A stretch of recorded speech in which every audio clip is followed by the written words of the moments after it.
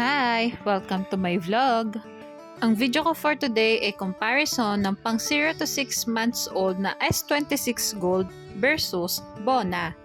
Request nga po pala ito ng isa sa mga viewer ko. Maraming salamat po sa tiwalang binibigay niyo sa akin para ma-review ang mga gatas na ito.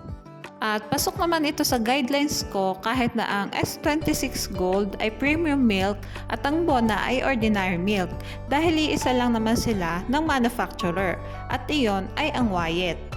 Katulad nga ng dati ay magbabase ako sa nutrition facts at ang measurement na gagamitin ko ay yung per 100 grams of powder. Okay, let's start. Sa carbohydrate, dietary fiber, 2-fucosidilactose, lamang ang S26 Gold. Samantalang lamang naman ng Bona sa energy, protein, lactose, linoleic acid, and linolenic acid. Ngunit pantay naman ang dalawang gatas sa fat. At wala namang dietary fiber and 2-fucosidilactose ang Bona. Sa phospholipids, arachidonic acid, and DHA, lamang ang S26 Gold. Ngunit wala naman ito ang Bona. Namang S26 Gold sa first category. Mag-proceed naman tayo sa vitamins. Sa vitamin D, vitamin K, vitamin B1, and vitamin B12, lamang ang S26 Gold. Samantalang lamang naman ang Bona sa vitamin A, carotenes, vitamin E, and vitamin B2. Sa folic acid and pantothenic acid, lamang ang S26 Gold. Samantalang lamang naman ang Bona sa niacin, biotin, and vitamin C. Pantay ang dalawang gatas sa vitamins. Mag-proceed naman tayo sa minerals. Sa iron, lamang ang S26 Gold.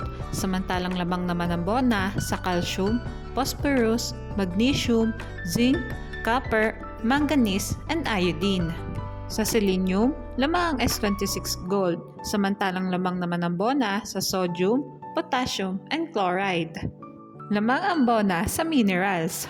Magtungo naman tayo sa other nutrients. Ang S26 Gold ay may nucleotides, taurine, carnitine, lutein, choline, inositol, ngunit wala itong lysine at arginine. Samantalang ang Bona ay mayroong nucleotides, taurine, L-carnitine, lutein, choline, inositol, lysine, and arginine. Lamang ang Bona sa other nutrients. Magtungo naman tayo sa price na parehas kong kinuha sa Lazada. Paalala guys, pwede mag-iba ang presyo ng dalawang gatas na ito depende kung sang store nyo sila titingnan. Yung S26 nga ay 1.8 kg ay nagkakahalaga ng 3,290.75. Samantalang ang Bona naman sa 2 kg ay nagkakahalaga ng 1,310.75 pesos.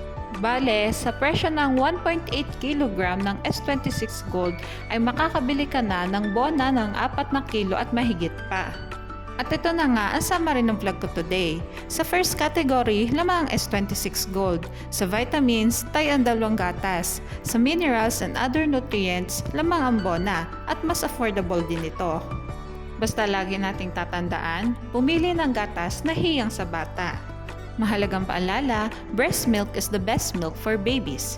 Okay, hanggang dito na lang po ang vlog ko. Sana ay nagustuhan nyo. Thanks for watching. Please like and subscribe for more videos.